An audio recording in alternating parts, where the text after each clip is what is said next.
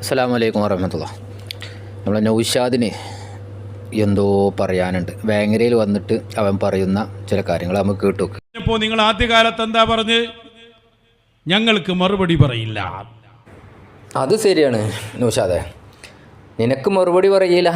കാരണം എന്താ, നിനക്ക് മറുപടി നീ തന്നെ പറയുന്നുണ്ട്.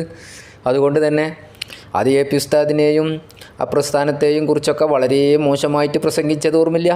എന്നിട്ട് അതിനാരാണ് മറുപടി കൊടുത്തത്? മറുപടി പറഞ്ഞത് താൻ തന്നെ. പിന്നീട് സംവാദങ്ങളിലും മറ്റൊക്കെ പൊന്മള ഉസ്താദിനെ പുകഴ്ത്തി അത് ഞങ്ങളെ ഉപദേശിക്കാനുള്ള അവകാശം അവർക്കുണ്ട് എന്നൊക്കെ പറഞ്ഞിട്ട് പിന്നീട് പുകഴ്ത്തിയിട്ട് തന്നെ പറഞ്ഞു. പിന്നീട് വീണ്ടും അത് മാറി. പിന്നീട് 2013 വരെയുള്ളതൊന്നും സ്വീകരിക്കൂല എന്ന് പറഞ്ഞു. പിന്നെ 2020 വരെയുള്ളതൊന്നും സ്വീകരിക്കൂല എന്ന് പറഞ്ഞു. അങ്ങനെ തുടങ്ങിയിട്ട് കലാപല ആകം കൂടി എന്താണ് പറയുക, ഔലും കഞ്ഞി വെച്ച് കളിച്ചില്ലായിരുന്നു നൗഷാദ്. അങ്ങനത്തെ ആൾക്ക് മറുപടി പറയേണ്ടതില്ല എന്ന് പറഞ്ഞിട്ടുണ്ടാവും. അത് ശരിയാണ്. എന്നിട്ട് നൗഷാദ് ഇനിയിപ്പോൾ എന്താ അടുത്തത് ക്ലിപ്പ് വെക്കുന്നുണ്ട് കേട്ടോ.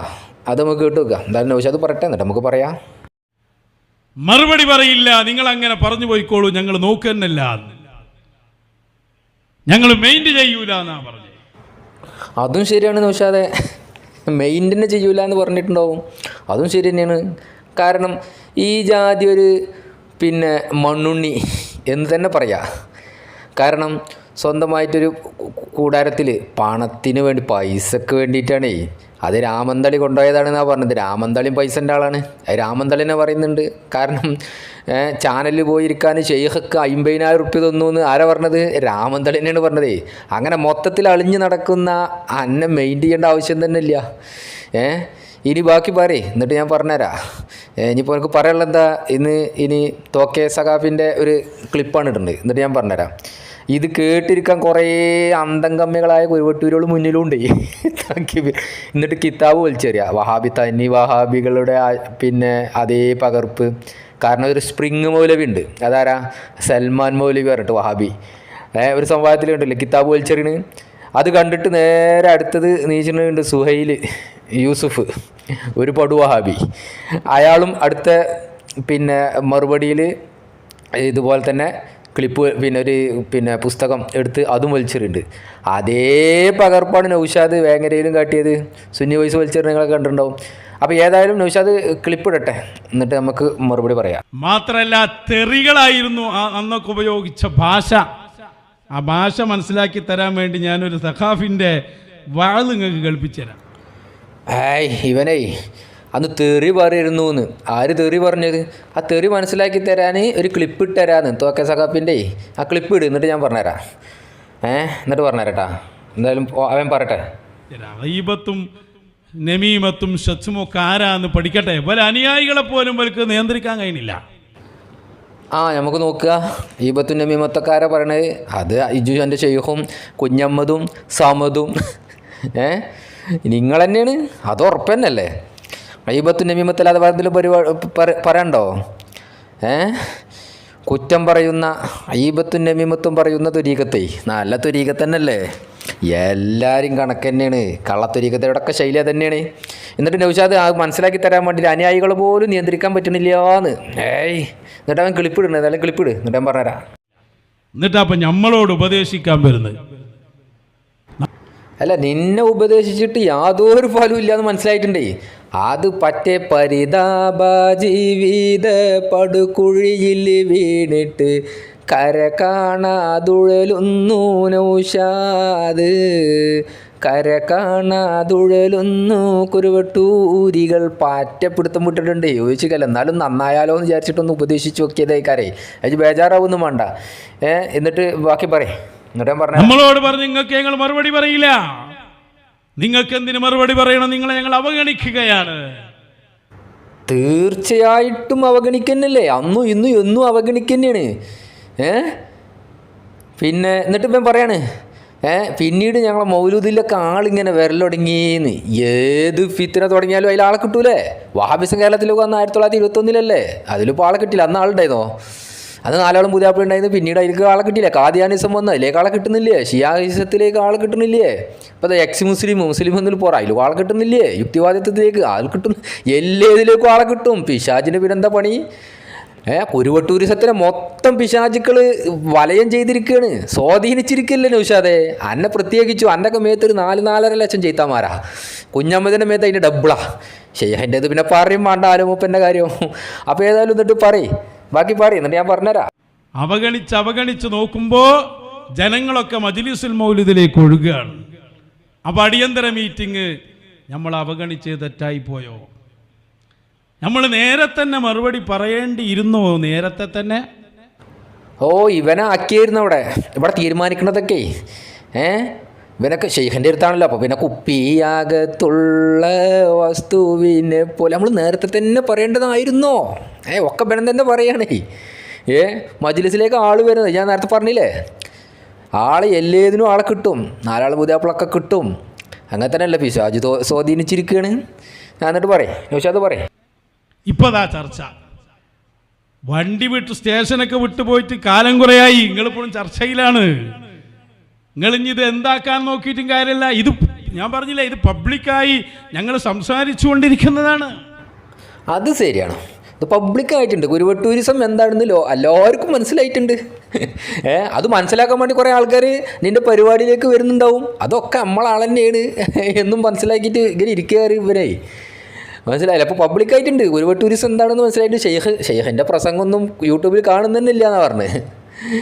ഞാൻ കുറേ നോക്കി, കിട്ടണില്ല. എന്ന് മാത്രമല്ല ലൈവായിട്ട് നോക്കുമ്പോൾ അതിന് ഇപ്പോഴൊന്നും കൂടി കേൾക്കാൻ നോക്കുമ്പോൾ അതും സാധിക്കണില്ല. ആ കോലത്തിലാക്കി വെച്ചിട്ട് കാര്യം ഇവർക്ക് തന്നെ അറിയാം ഷെയ്ഖ് എന്താ പറയുക, ആകെ അടങ്ങറാവുന്നു.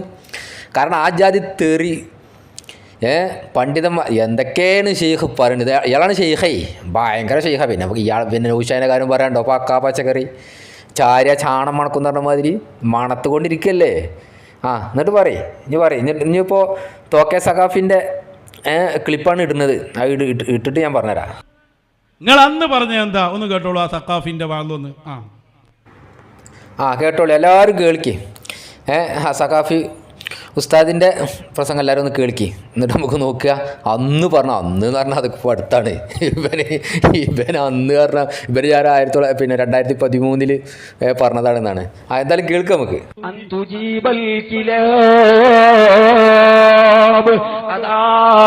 സിംഹിങ്ങനെ നടന്നു പോകുമ്പോ ദൂരെ നിന്ന് കാണുന്ന പട്ടികള് നായ്ക്കള് കുരക്കാറുണ്ടല്ലോ. ആ കുരക്കുന്ന നായികൾക്ക് സിംഹം മറുപടി കൊടുക്കാറില്ലല്ലോ. അതുകൊണ്ട് നീ പട്ടിയാണോ, നീ നായിയാണ്, കുരക്കുന്ന നായിയാണോ.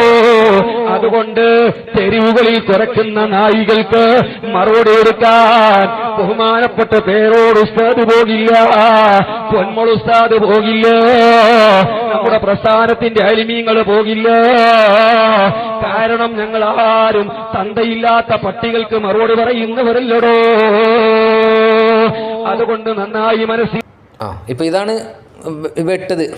അപ്പോൾ അതിലെന്താണ് പറയണത്? അതൊരു കുറച്ച് മുമ്പ് കേട്ടാൽ മനസ്സിലാവും ആര് പറഞ്ഞതാണത് എന്നുള്ളത്. അപ്പോൾ ആ പറഞ്ഞ പ്രയോഗം അതിവിടേക്ക് പറയാൻ കാരണം എന്താണ്? സിംഹങ്ങൾ കടിച്ച് ഇവനക്ക് ഒരു ധൈര്യമുണ്ടോ? AP ഉസ്താദ്, പൊന്മള, പേരോട് ഉസ്താദ് ഇവരൊന്നും വരേണ്ട ആവശ്യം, അവരൊക്കെ സിംഹങ്ങളല്ലേന്ന്. സിംഹഗർജന എന്ന് കേട്ടിട്ടില്ലേ?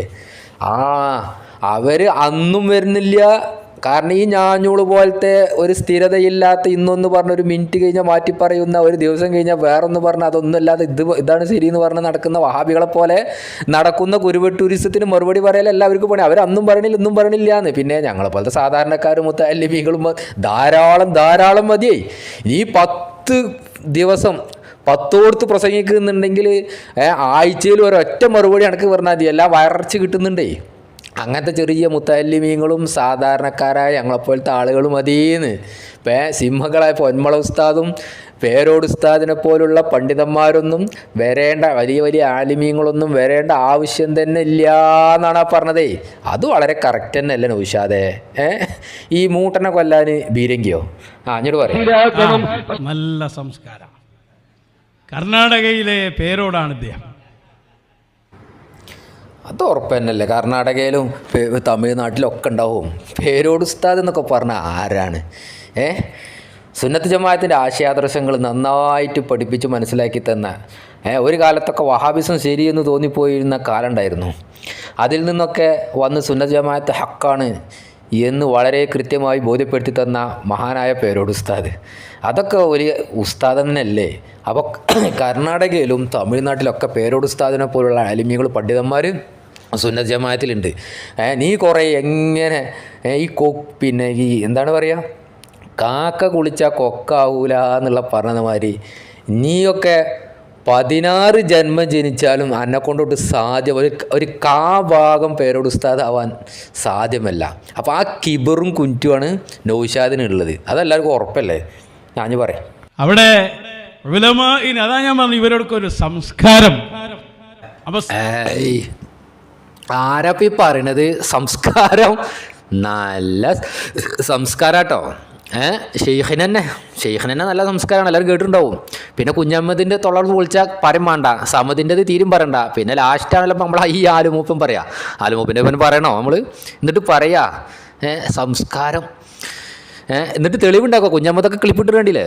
ഞങ്ങളിങ്ങനെ പറഞ്ഞിട്ടില്ല എന്നൊന്നുമില്ല, ഞങ്ങൾ പറഞ്ഞത് എന്താണ്, നിങ്ങളിങ്ങനെ മുമ്പ് പറഞ്ഞിട്ടുണ്ട് എന്ന്. എന്നിട്ട് തെളിവുണ്ടാക്കുക. അപ്പോൾ ഈ വിഷയത്തിലൊക്കെ ആരെ ഫോളോ ചെയ്യുക? ഒക്കെ പയച്ചു പോയതാണ്, ശരിയല്ല എന്ന് പറഞ്ഞ പണ്ഡിതന്മാരുടെ പ്രസംഗങ്ങൾ എടുത്തിട്ട് ഇതാ തെളിവ്, ഇതാണ് തെളിവ്, ഇതിൻ്റെ അടിസ്ഥാനത്തിലാണ് ഞങ്ങളിങ്ങനെ പറയണത് എന്ന്. എന്നിട്ട് തെളിവുണ്ടാക്കുകയാണ്. ഇത് ശരിയല്ല എന്നൊന്നല്ല, തെളിവുണ്ടാക്കാൻ നടക്കുകയാണ്. ശരിയല്ല എന്ന് പറഞ്ഞ ആളുകളെ പിന്നെ ക്ലിപ്പിട്ടിട്ട് അതുകൊണ്ടാണ് ഞങ്ങളും ചെയ്യുന്നത് പറഞ്ഞിട്ട് അവരെ ഫോളോ ചെയ്യുകയാണ്. നിങ്ങളൊക്കെ ഒരു ഗതികേടാലോചിച്ചൊക്കെ ചോദിച്ചാതെ എന്നിട്ട് ഇതൊക്കെ അന്തല്ലാതെ കുറേ കുരുവട്ടൂരുകളും മുന്നിൽ ഇങ്ങനെ ഇരുന്നിട്ട് തക്ബീർ ചൊല്ലി കൊടുക്കുക. തക്ബീർ ചോദിച്ചാൽ അതിന് ആവേശം കൂടിയാണ്. കാരണം മേത്ത് ഞാൻ നേരത്തെ പറഞ്ഞ മാതിരി 4-4.5 ലക്ഷം ചെയ്താനല്ലേ ഓരോ മൗലവിമാരുടെയും സമതിൻ്റെ ഒക്കെ മേത്തൊക്കെ പറയാനുണ്ടോ? ഇനി ബാക്കി പറയും. സിംഹമാണ് ഞങ്ങൾ പട്ടികൾക്കും നായകൾക്കൊന്നും മറുപടി കൊടുക്കാറില്ല. അതൊരു ശരി തന്നെയാണല്ലോ. സിംഹഗർജനങ്ങൾ. പേരോട് ഉസ്താദും പൊന്മള ഉസ്താദൊക്കെ ഇങ്ങനെ മറുപടി പറയാൻ നടക്കുക. അത് ഉറപ്പന്നല്ല, പറഞ്ഞത് കറക്റ്റ് തന്നെയല്ലേ? അതിനും മറുപടി പറയുന്നില്ല, അവരൊന്നും പറയുന്നില്ലേ? അതല്ല തോക്കെ ഉസ്താദും പറഞ്ഞത്. പേരോട് ഉസ്താദ്, സിംഹം, പിന്നെ അതുപോലത്തെ ഒരു പൊന്മള ഉസ്താദിന് അവർ ധൈര്യമുണ്ടോ, അവരെ കൊണ്ടുവരൂ എന്നൊക്കെ പറഞ്ഞിട്ട് ഭയങ്കര വെല്ലുവിളിച്ചിരുന്നല്ലോ. അപ്പോൾ പറഞ്ഞതാണത്. ഈ മൂട്ടനെ കൊല്ലാൻ അതിൻ്റെ ആവശ്യമില്ലാന്ന്. അവർ വരുന്നില്ല, പറഞ്ഞതിൽ തന്നെ ഇപ്പോഴും ഉള്ളത്. അവരാരും എനിക്ക് മറുപടി പറയാൻ വരിക?